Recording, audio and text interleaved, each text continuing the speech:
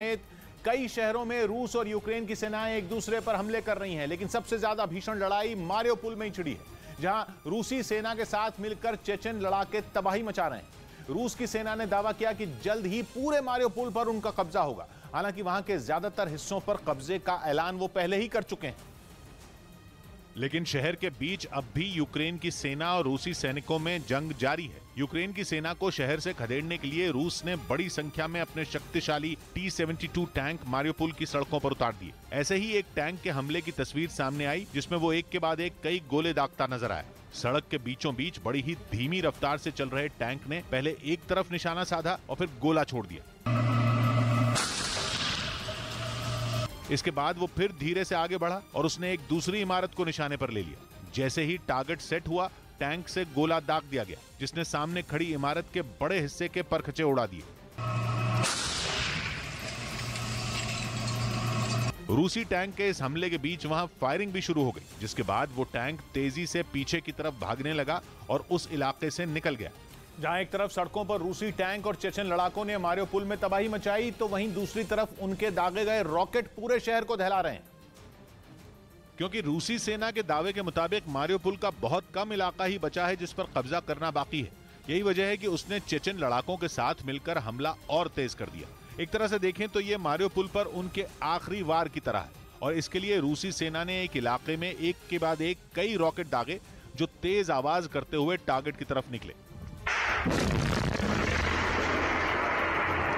और एक एक करके ये रॉकेट जैसे ही अपने टारगेट से टकराते, वहां तेज धमाका होता।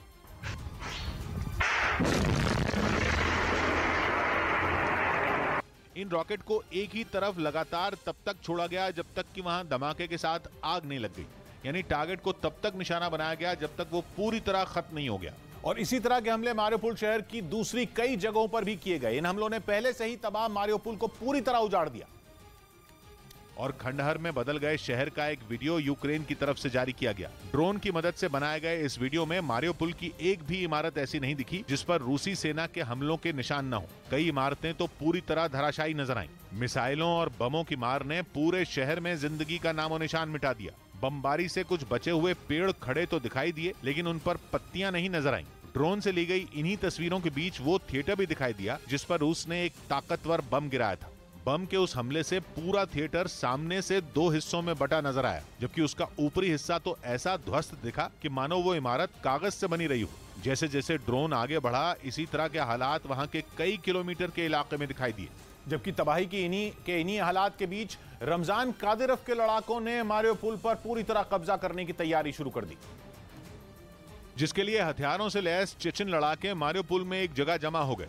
इसके बाद एक चेचन कमांडर ने उन्हें अलग अलग टोलियों में बंटकर शहर में गश्त लगाने के आदेश दिए। अपने कमांडर का आदेश सुनते ही वो शहर के कई इलाकों में पहुंच गए। इस दौरान कुछ चेचन लड़ाके उस जगह से गुजरे जहां लोग जान बचाने के लिए छिपे हुए थे। यही नहीं, कादिरोव के लड़ाकों ने शहर की सड़कों पर भी गश्त लगाई और ये बताने की कोशिश की कि किसी भी वक्त मारियोपोल पर उनका कब्जा हो जाएगा। इस बीच रूसी सेना के काफिले पर यूक्रेन की फौज ने कई जोरदार हमले किए और भारी नुकसान पहुंचाने का दावा किया। सबूत के तौर पर उसकी तरफ से एक वीडियो भी जारी किया गया, जिसमें सड़क पर गाड़ियों का लंबा काफिला दिखाई दिया। दावा किया गया कि यह काफिला रूस की फौज का था, जिस पर यूक्रेन ने चुन चुन कर बम बरसाए। एक के बाद एक हुए धमाके से पूरा इलाका धुआं धुआं हो गया। आसमान में दूर तक धुएं का गुबार छाया दिखा। यूक्रेन ने दावा किया कि जैसे ही उसकी तरफ से हमले शुरू हुए, रूसी सैनिकों का काफिला तितर बितर हो गया। ड्रोन से ली गई तस्वीरों में कई टैंक सड़क और मैदान में खड़े दिखाई दिए। वहीं कई गाड़ियां तो जलती हुई भी दिखी। वीडियो के आखिरी हिस्से में कुछ टैंक पूरी तरह बर्बाद नजर आए। दावा किया गया कि इस हमले में कई रूसी सैनिकों की भी मौत हुई। उधर रूस ने कीव की घेराबंदी के लिए उसके बाहरी इलाके की एक सड़क पर बारूदी सुरंगें बिछा दी। इनके जरिए रूस का मकसद यह है कि यूक्रेन की सेना की गाड़ियों को आगे बढ़ने से रोका जाए, ताकि रूसी सैनिक कीव को घेर सकें। और विस्फोटक से भरी इस सड़क का वीडियो यूक्रेन की तरफ से जारी किया गया, जिसमें वहां एक दो नहीं बल्कि कई लैंडमाइन नजर आईं। उन्हें इस तरह बिछाया गया था कि यूक्रेन की सेना के टैंक या कोई भी बख्तरबंद गाड़ी अगर वहां से गुजरे तो उसके परखचे उड़ जाएं। रूस ने उस सड़क के किनारे से भी निकलने की गुंजाइश नहीं छोड़ी और एक छोर से लेकर दूसरे छोर तक बारूदी सुरंगें बिछा दी। वहां यूक्रेन का कोई टैंक तो नहीं दिखा, लेकिन कीव में रहने वाले कुछ लोगों ने रूस के इस प्लान को फेल कर दिया। क्योंकि उन लोगों ने अपनी गाड़ियों को लैंड माइन पर बिना चढ़ाए ही उस रास्ते को पार कर लिया। इसके लिए उन्हें अपनी गाड़ियों को तिरछा चलाना पड़ा। हालांकि बहुत खतरनाक हो सकता था, क्योंकि गाड़ी का अगर एक भी पहिया बारूदी सुरंग पर पड़ता तो उसका नामो निशान मिटना तय था। तो वहीं आरोप है कि यूक्रेन के जंगी मैदान में पुतिन की सेना ने ऐसी बारूदी सुरंगों का इस्तेमाल किया जिन पर बैन लगा हुआ है। यूक्रेन के खार्किव इलाके से ऐसी ही कई बारूदी सुरंगें बरामद की गई। ये इतनी खतरनाक हैं कि अगर इनके 50 फीट के दायरे में भी दुश्मन आया तो वो धमाके से उड़ जाएगा, यानी पल भर में उसका नामो निशान मिट जाएगा। पॉम 3 नाम की ये बारूदी सुरंग रूस की बनाई हुई है, जिस पर 1997 में बैन लगा दिया गया था। हालांकि जिन 164 देशों के बीच ये संधि हुई उनमें यूक्रेन तो था, लेकिन रूस नहीं, यानी वो इस संधि को नहीं मानता। वहीं यूक्रेन ने एक वीडियो जारी करके दावा किया कि उसकी सेना ने रूसी सैनिकों पर ताबड़तोड़ गोलीबारी की। हालांकि ये पता नहीं चल पाया कि ये वीडियो किस शहर का है। लेकिन इसमें यूक्रेन के 3 सैनिक रूसी सेना पर निशाना लगाकर गोलियां बरसाते नजर आए। उनके सामने एक गाड़ी दिखी जिस पर रूस के सैनिकों के होने का दावा किया गया। जिस जगह ये फायरिंग की गई वहां कुछ टैंक गुजरते दिखाई दिए। यूक्रेन का दावा है कि इस हमले में उसकी सेना ने रूस के कुछ सैनिकों को मार गिराया। उधर यूक्रेन में जारी भीषण जंग के बीच रूस ने अपने ताकतवर मिसाइल सिस्टम इस्कंदर से ताबड़तोड़ हमले शुरू कर दिए, जिसका एक वीडियो भी रूस की ओर से जारी किया गया, जिसमें हमले से पहले रूसी सेना के जवान इस्कंदर मिसाइल सिस्टम को सही पोजीशन पर लाते दिखे और फिर सभी तैयारियों को परखने के बाद वो उसके अंदर दाखिल हुए, जहां उन्होंने मिसाइल सिस्टम पर लगे एक बटन को दबाया और उस बटन के बगल में लगी चाबी को घुमाते ही मिसाइल लॉन्च के लिए तैयार हो गई। इसके बाद तेज रोशनी उठने के साथ ही मिसाइल ने दुश्मन के ठिकाने की ओर उड़ान भरनी शुरू कर दी। रूस ने इन मिसाइलों के जरिए सटीक निशाना साधकर यूक्रेन के कई अहम सैन्य ठिकानों को तबाह करने का दावा किया, लेकिन उसने ये नहीं बताया कि ये हमले किस जगह किए गए। उधर यूक्रेन ने खार्किव के कुछ इलाकों को रूस की सेना के कब्जे से आजाद करवाने का दावा किया। पुतिन की सेना ने अपने घातक हमलों से इस शहर का नक्शा बदल कर रख दिया था। लेकिन यूक्रेन का दावा है कि अब उसने इस शहर के कुछ इलाकों को फिर अपने कब्जे में ले लिया। जेलेंस्की की सेना ने अपने इस दावे को साबित करने के लिए एक वीडियो भी शेयर किया, जिसमें खार्किव की एक सड़क पर यूक्रेन के टैंक गश्त करते नजर आए। इस दौरान वहां जंग में मारे गए कई रूसी सैनिकों के शव भी दिखे।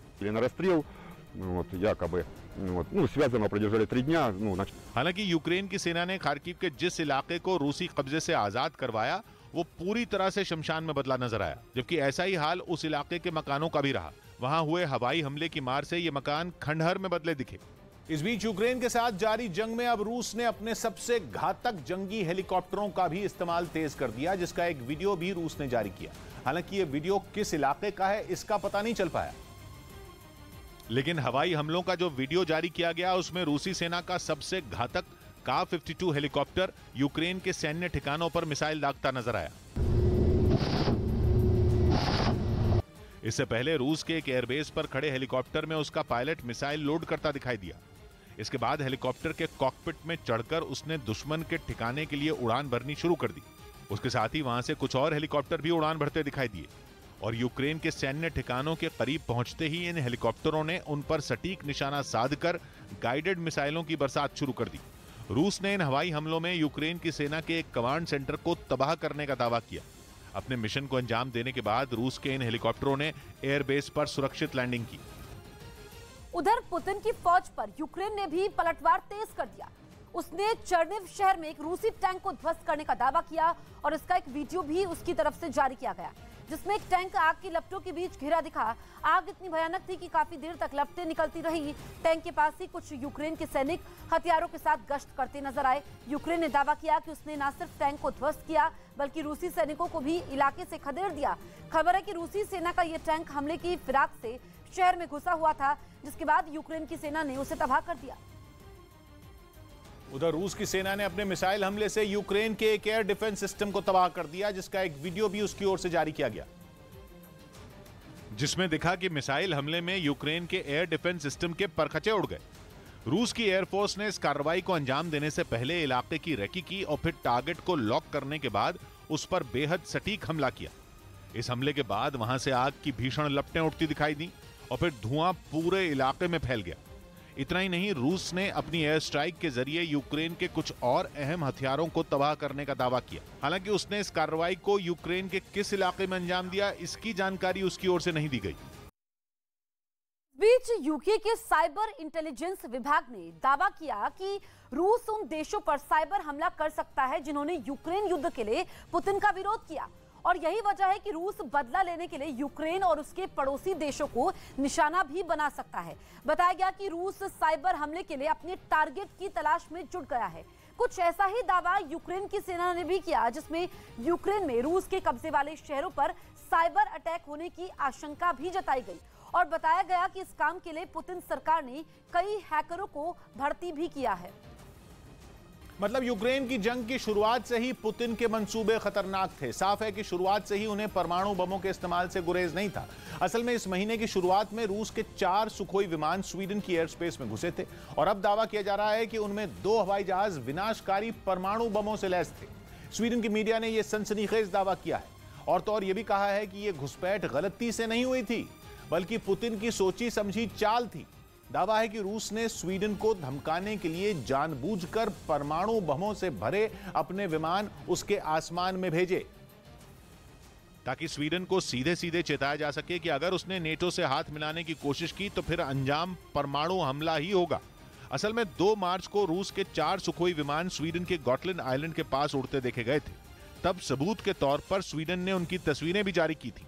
स्वीडन में रक्षा विशेषज्ञों का मानना है कि परमाणु हथियारों से लैस विमान उड़ाकर रूस स्वीडन को यह संदेश देना चाहता था कि उसके परमाणु हथियार सिर्फ दिखाने के लिए नहीं है, बल्कि वो उन्हें चला भी सकता है। खुद स्वीडन की वायुसेना ने माना है कि स्वीडन के आसमान में परमाणु बमों से भरे विमान उड़ाना पुतिन के गेम प्लान का हिस्सा था। असल में हुआ यह था कि 2 मार्च को रूस के कलिनिंग्राद के एयरबेस से उसके 4 सुखोई विमान स्वीडन के गॉटलैंड आइलैंड जाने के लिए उड़े थे। कलिनिंग्राद रूस का वो प्रांत है जो उसके मुख्य हिस्से से जुड़ा हुआ नहीं है, बल्कि बाल्टिक सागर में यूरोप के पोलैंड और लिथुआनिया जैसे देशों के बीच में। सामने ही समंदर में है स्वीडन का सबसे बड़ा आइलैंड और प्रांत गॉटलैंड। उसी गॉटलैंड के पास आसमान में रूस के 4 विमान उड़े थे। उनमें 2 सुखोई Su-24 अटैक एयरक्राफ्ट थे और बाकी 2 सुखोई Su-27 फाइटर जेट, जो कि अटैक हवाई जहाजों को एस्कॉर्ट कर रहे थे।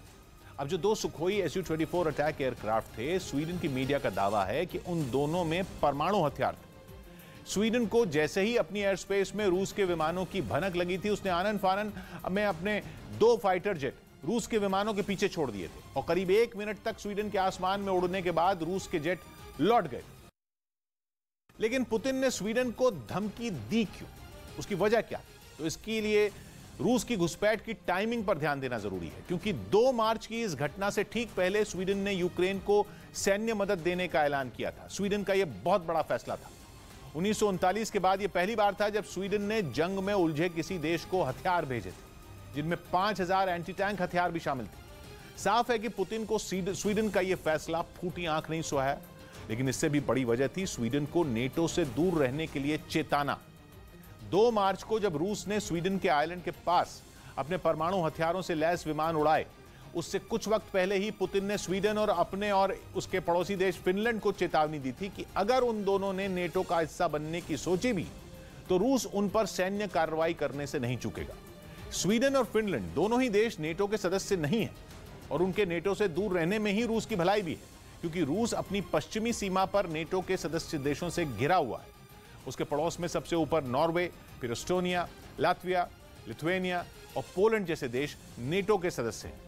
इस इलाके में गिनकर बस फिनलैंड, स्वीडन, बेलारूस और यूक्रेन ही है जो नेटो का हिस्सा नहीं है। बेलारूस तो रूस का दोस्त, वो नेटो से जुड़ेगा नहीं, और यूक्रेन को नेटो से जुड़ने से रोकने के लिए तो रूस ने उस पर जंग ही छेड़ रखी। ऐसे में स्वीडन की एयर स्पेस में अपने विमान उड़ाकर पुतिन ने उसे भी बिल्कुल साफ साफ अपना मैसेज पहुंचा दिया। यूक्रेन ने एक वीडियो जारी कर दावा किया कि उसने रूसी फौज के एक ठिकाने पर मिसाइल से हमला कर खलबली मचा दी। रूस के सैन्य अड्डे पर उसकी नजर लंबे वक्त से थी, जिसमें रूस के सैनिकों की एक टुकड़ी टैंक से निकालकर सामान और हथियार रखती नजर आई। जैसे ही वो सब अंदर गए, यूक्रेन ने उसके पास एक मिसाइल दागी। धमाके के साथ वहां आग लगते ही रूसी सैनिकों के होश उड़ गए, जिसके बाद इससे पहले ही कि वो जान बचाकर वहां से निकल पाते, एक और मिसाइल सीधे उस ठिकाने पर आकर गिरी।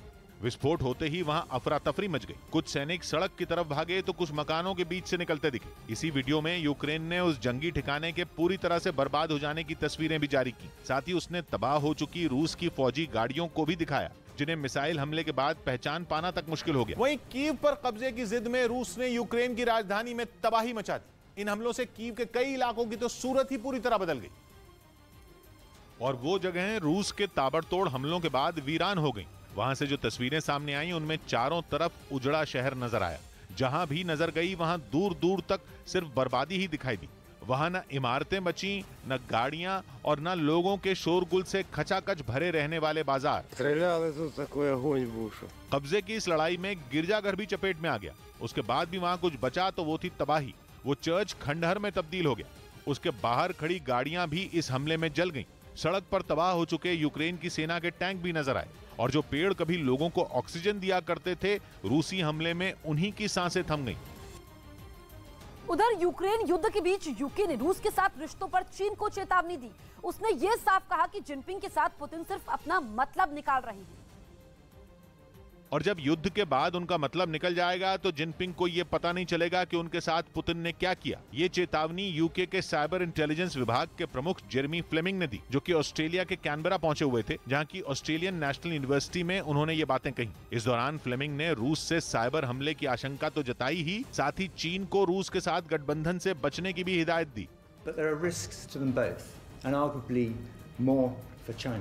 असल में अमेरिका समेत कई पश्चिमी देश पहले ही रूस से तेल लेने से इनकार कर चुके हैं और ऐसे में पुतिन की नजर अपना तेल बेचने के लिए चीन के बाजार पर है।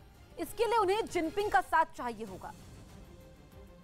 और यही नहीं, पुतिन को लगता है कि जिनपिंग हथियारों और तकनीक से भी रूस की मदद कर सकते हैं, यानी फायदा चीन का भी है। यही वजह है कि यूक्रेन युद्ध में वो अब तक खुलकर रूस के खिलाफ नहीं बोला है। इस बात से यूके भी उखड़ा हुआ है। He's not publicly condemned the invasion. एक तरह से जिनपिंग को लगता है कि रूस के खिलाफ कुछ भी बोलने से चीन को घाटा ही होगा, यानी वो डरे हुए हैं और अभी चुप रहने में ही अपना फायदा समझते हैं। पुतिन से ये डर जिनपिंग को ही नहीं बल्कि पुतिन के अधिकारियों को भी है। यूके के साइबर इंटेलिजेंस विभाग के प्रमुख का दावा है कि रूसी अधिकारियों में पुतिन का काफी खौफ है और वो उनके सामने सच बोलने से डरते हैं। उधर खार्किव में यूक्रेन की सेना ने रूस के एक ताकतवर ड्रोन को मिसाइल से मार गिराया। यूक्रेन का दावा है कि इस ड्रोन को रूसी सेना ने बमबारी के लिए भेजा था, जिसे यूक्रेन की सेना ने आसमान में ही ध्वस्त कर दिया।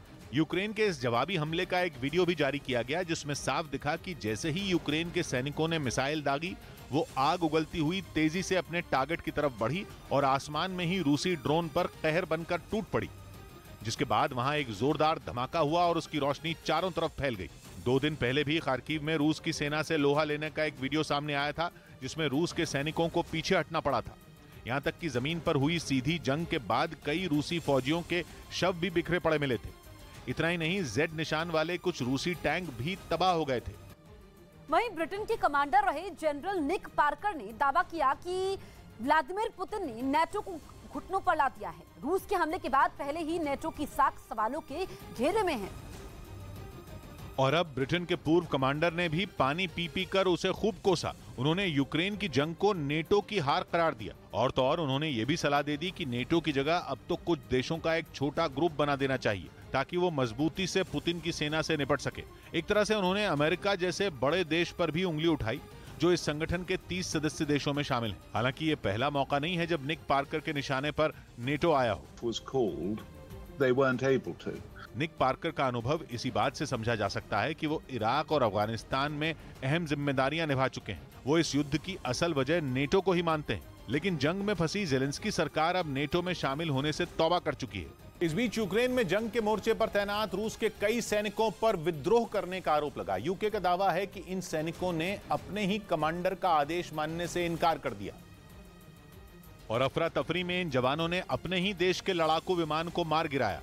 यूके के साइबर इंटेलिजेंस विभाग के प्रमुख जेरेमी फ्लेमिंग का दावा है कि जंग के मैदान पर तैनात रूस की सेना में भगदड़ मची हुई है, जबकि कई सैनिकों ने तो अपने हथियार तक छोड़ दिए। Putin has massively misjudged the situation. UK का कहना है कि यूक्रेन फतह करने की चाहत में पुतिन ने भारी गलती कर दी, क्योंकि इस युद्ध में अब तक रूस के कई सैनिक मारे जा चुके हैं और बड़ी संख्या में रूसी सैनिकों का मारा जाना भी इस विद्रोह की वजह मानी जा रही है। इतना ही नहीं, पुतिन विरोधियों ने सोशल मीडिया पर इससे जुड़ा एक ऑडियो भी जारी किया, जिसमें दावा है कि रूसी सेना का कमांडर अपने कुछ जवानों को कायर और देशद्रोही कहता सुनाई दिया, लेकिन युद्ध लड़ने से इनकार कर चुके इन सैनिकों पर उसकी बात का कोई असर नहीं हुआ। इसके बाद उनका ये कमांडर आग बबूला हो गया और उसने इन सभी को नौकरी से निकालने की धमकी दे दी। उधर यूक्रेन ने एक हैरान करने वाला ऑडियो जारी किया, जिसमें कुत्तों का मीट खाकर कुछ रूसी सैनिकों के पेट भरने की बात सुनी गई। बताया गया कि यह ऑडियो यूक्रेन में जंग लड़ रहे पुतिन के एक फौजी का है, जो अपने परिवार से फोन पर बात कर रहा था। तभी यूक्रेन की सेना ने कुत्तों का मीट खाने वाली उनकी बातों को रिकॉर्ड कर लिया, जो तेजी से वायरल हो गई। Что, собак едите, что ли? Ну, было. Мясо охота, но здесь верливо. मतलब ये कि जब मीट का इंतजाम नहीं हो पाया तो रूसी सैनिकों ने इसकी भरपाई के लिए कुत्तों को भी नहीं बख्शा। बताया गया कि सेना की तरफ से खाने पीने की जो चीजें मिली थी उन्हें खाकर रूस के सैनिक ऊब चुके हैं, इसलिए उन लोगों ने ताजा मीट खाने के लिए कुत्तों का शिकार करना शुरू कर दिया। दावा तो यह भी किया गया कि लगातार जंग लड़ रहे रूसी सैनिकों की आम जरूरतें भी अब पूरी नहीं हो पा रही हैं। यूक्रेन के राष्ट्रपति व्लादिमीर जेलेंस्की ने पुतिन के एक नए गेम प्लान की कलई खोलकर रख दी है। जेलेंस्की ने दावा किया कि यूक्रेन से मुंह तोड़ जवाब मिलने के बाद पुतिन के दांत ऐसे खट्टे हुए कि अब वो अपनी पूरी ताकत पूर्वी यूक्रेन पर झोंकने की तैयारी में है। और इसके लिए पुतिन यूक्रेन के डॉनबास इलाके में अपनी सेना इकट्ठी कर रहे हैं ताकि उसे यूक्रेन से अलग किया जा सके। जेलेंस्की ने कहा कि पुतिन भले ही कीव और चर्नीव के पास से अपनी सेना हटाने का ऐलान कर चुके हैं, लेकिन उसके साथ ही वो पूर्वी यूक्रेन के डॉनबास इलाके में बहुत बड़े हमले की साजिश बुन रहे हैं। व्लादिमीर जेलेंस्की ने दो टूक कहा कि पुतिन की करनी और कथनी में फर्क है, इसलिए वो उनके झांसे में आने वाले नहीं हैं। वैसे जेलेंस्की ने जो दावा किया, रूस खुद पिछले हफ्ते सरेआम उसका ऐलान कर चुका है। पिछले हफ्ते रूस ने यूक्रेन पर धावा बोलते वक्त बताया अपने मकसद से पूरी तरह यू टर्न ले लिया था और कहा था कि उसने यूक्रेन की सेना की कमर तोड़कर जंग का पहला फेज पूरा कर लिया है और अब वो अपने मुख्य लक्ष्य पर पूरी तरह फोकस कर सकता है। उसने अपना मुख्य लक्ष्य बताया था पूर्वी यूक्रेन के डॉनबास इलाके की आजादी। डॉनबास पूर्वी यूक्रेन का वो हिस्सा है जिसमें डोनेस्क और लुहांस्क आते हैं। इन दोनों इलाकों पर 2014 से विद्रोहियों ने यूक्रेन की सरकार के खिलाफ बगावत छिड़ी हुई। रूस शुरू से इन विद्रोहियों के साथ खड़ा हुआ है और उसका दावा है कि लुहांस्क का 93% और डोनेस्क का 54% इलाका उसके समर्थन वाले अलगाववादियों के कब्जे में। यानी रूस की माने तो अब यूक्रेन पर जंग का उसका असल मकसद डोनेस्क और लुहांस्क दोनों के 100% हिस्से को आजाद कराना है। और पिछले महीने यूक्रेन पर धावा बोलने से पहले पुतिन ने इन दोनों इलाकों को अलग देश की मान्यता भी दे दी थी। वहीं जंग के मैदान में यूक्रेन के सैनिकों से लोहा लेने वाले अपने फौजियों को रूस ने सम्मानित किया। रूस की तरफ से इसका एक वीडियो भी जारी किया गया, जिसमें सेना के एक अधिकारी सैनिकों को मेडल पहनाते नजर आए। सैकड़ों की तादाद में रूसी जवान दिखाई दिए जो यूक्रेन से जंग लड़कर लौटे थे। एक एक कर सैनिकों को मेडल पहनाकर उनका हौसला बढ़ाया गया। बताया गया कि इन जवानों ने यूक्रेन के सैनिकों से डटकर मुकाबला किया, इसीलिए जब ये देश लौटे तो हौसला बढ़ाने के लिए सम्मान समारोह रखा गया। इस दौरान वहां मौजूद ब्रिंस्क प्रांत के गवर्नर ने अपने फौजियों की जमकर तारीफ की। जंग की वजह से घर से दूर हुए रूसी सैनिक जब अपने परिवार से मिले तो वो भावुक हो गए। कुछ ने तो गले मिलकर देश वापसी का जश्न मनाया। इस बीच यूक्रेन के राष्ट्रपति व्लादिमीर जेलेंस्की ने ऑस्ट्रेलिया की संसद को संबोधित किया और रूस पर कड़े प्रतिबंध लगाने की मांग की। जेलेंस्की इससे पहले अमेरिका, कनाडा और इजराइल के सांसदों से यूक्रेन के हालात पर बातचीत कर चुके हैं। और इसी कड़ी में जेलेंस्की ने ऑस्ट्रेलिया की खचाखच भरी संसद में यूक्रेन में अब तक हुई तबाही की आपबीती सुनाई। उन्होंने अपने भाषण में कीव, खार्किव, मारियोपोल जैसे शहरों पर रूसी बमबारी से हुई बर्बादी का जिक्र किया। जेलेंस्की ने रूसी हमलों में मारे जा रहे आम लोगों का भी मुद्दा उठाया और रूस को सबक सिखाने के लिए ऑस्ट्रेलिया के सांसदों से मदद मांगी। We need new sanctions against Russia, powerful sanctions, until they stop. इससे पहले ऑस्ट्रेलिया की संसद में सभी सांसद जेलेंस्की का इंतजार करते दिखे और जैसे ही उनका भाषण खत्म हुआ, सभी अपनी कुर्सियों से खड़े हो गए और तालियां बजाकर उनकी हौसला अफजाई की। इसके बाद ऑस्ट्रेलिया की संसद के स्पीकर ने यूक्रेन के हालात के बारे में जानकारी साझा करने के लिए जेलेंस्की का शुक्रिया अदा किया। इस बीच यूक्रेन में अलग अलग जगहों पर बरसती मिसाइलों से बचने के लिए लोगों ने पश्चिमी हिस्से में मौजूद लीव का रुख कर लिया। वहां यूक्रेन के बाकी शहरों की तुलना में हालात बेहतर हैं, जिसकी वजह से वहां यूक्रेन के कई शहरों से लोग पहुंचने लगे। वहां के मेयर ने दावा किया कि जंग की वजह से लवीव में शरणार्थियों की तादाद करीब दुगनी हो गई, जिसका असर यह हुआ कि वहां खाने पीने की चीजों का भी संकट खड़ा हो गया। मॉल और सुपरमार्केट में तो सब्जियों और फलों की मारामारी देखने को मिली। दरअसल यूक्रेन के पूर्वी हिस्से में जंग का सबसे ज्यादा असर देखने को मिला, जिसके बाद लोग देश के पश्चिमी हिस्से में मौजूद शहरों में पनाह लेने निकल पड़े। लवीव इनमें सबसे बड़ा शहर है और इसी वजह से वहां लोगों की भीड़ हर गुजरते दिन के साथ बढ़ती जा रही है। उधर यूक्रेन में जारी जंग के बीच इटली में पुतिन की सीक्रेट मर्सिडीज कार को जब्त कर लिया गया। यह कार पुतिन के करीबी रूसी कारोबारी अलीशर उस्मानोव की बताई गई और दावा किया गया कि इटली के खुफिया दौरों में सुरक्षा के लिए पुतिन इसका इस्तेमाल करते थे, क्योंकि खास तौर पर तैयार की गई इस कार पर न तो धमाके का कोई असर होता है और न ही गोलियों की बौछार इसका कुछ बिगाड़ पाती है। और इसे जब्त करने के लिए यूक्रेन युद्ध की वजह से रूस पर लगाए गए प्रतिबंधों का हवाला दिया गया, जिनके जरिए पुतिन पर युद्ध खत्म करने का दबाव बनाने की कोशिश की जा रही है। और यूरोपियन यूनियन के कई देशों में पुतिन के करीबी कारोबारियों की संपत्तियां जब्त की जा चुकी हैं। उधर यूक्रेन के खार्किव में रूस की बमबारी के बीच भी वहां अस्पताल खुले दिखे। जान जोखिम में डालकर कई डॉक्टर अस्पताल पहुंचे, जिसकी कुछ तस्वीरें सामने आई जिसमें वो मरीजों का इलाज करते दिखे। युद्ध के बीच घायलों की डॉक्टरों ने सर्जरी की। अस्पताल में भीड़ ना हो इसका भी ध्यान रखा जा रहा है। इस बीच पुतिन के खासम खास और वफादार रमजान कादिरोव पर रूस के राष्ट्रपति से ही झूठ बोलने का आरोप लग गया। यूक्रेन ने दावा किया कि कादिरोव ने पुतिन को गुमराह किया और उनसे ये झूठ बोला कि वो यूक्रेन के मारियोपोल शहर में आकर जंग की कमान संभाले हुए हैं, जिसका एक वीडियो 2 दिन पहले रमजान कादिरोव ने खुद अपने टेलीग्राम पेज पर पोस्ट किया था। कादिरोव ने दावा किया था कि मारियोपोल के एक बड़े इलाके में कब्जे के बाद वो वहां पहुंचे थे और उन्होंने अपने लड़ाकों का हौसला बढ़ाया था। 2 दिन पहले के उस वीडियो में एक कमरे में मौजूद चेचन लड़ाके उन्हें बधाई देते नजर आए थे। यही नहीं, वहां रमजान कादिरोव का सम्मान भी किया गया था। जाहिर है उस वीडियो के जरिए कादिरोव ने यह साबित करने की कोशिश की थी कि वो खुद यूक्रेन की जमीन से उसके खिलाफ जंग की रणनीति बना रहे हैं। लेकिन अब यूक्रेन ने दावा किया कि रमजान कादिरोव के मारियोपोल में होने की बात पूरी तरह से झूठी थी। यूक्रेन के मुताबिक कादिरोव कभी उनके देश की सीमा में घुसे ही नहीं और इसके लिए उसने कादिरोव की सोशल मीडिया पर पोस्ट की गई एक तस्वीर का ही सहारा लिया। असल में रमजान कादिरोव की एक तस्वीर सामने आई जिसमें वो एक सड़क पर नमाज पढ़ते नजर आए। तस्वीर पोस्ट करने के साथ ये दावा किया गया कि वो यूक्रेन की कोई जगह है, लेकिन इसी तस्वीर का सहारा लेकर यूक्रेन ने कादिरोव पर पुतिन को गुमराह करने का आरोप लगा दिया। यूक्रेन ने तस्वीर में कादिरोव के पीछे दिख रहे एक पेट्रोल पंप पर बने लोगों का जिक्र किया, जो कि सड़क पर नमाज पढ़ रहे रमजान कादिरोव के ठीक दाहिनी तरफ दिखाई दिया। और ये लोगो रूस के एक ब्रांड पल्सर का है, जिसके कई पेट्रोल पंप और गैस स्टेशन पूरे देश में बने हैं। जिस रोसनेफ्ट नाम की एक तेल कंपनी इसे चलाती है, जो कि रूस की सरकारी तेल कंपनी है।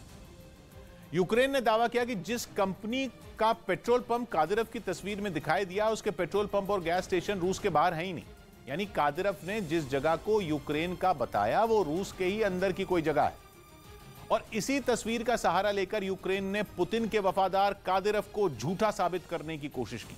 उधर अपने ऊपर लग रहे आरोपों के बीच कादिरोव यूक्रेन से बातचीत करने वाले रूस के ही एक प्रतिनिधि पर भड़क गए और उन्होंने व्लादिमीर मेदिंस्की नाम के रूसी प्रतिनिधि पर जमकर भड़ास निकाली, जिसका एक वीडियो उन्होंने अपने टेलीग्राम पेज पर पोस्ट किया।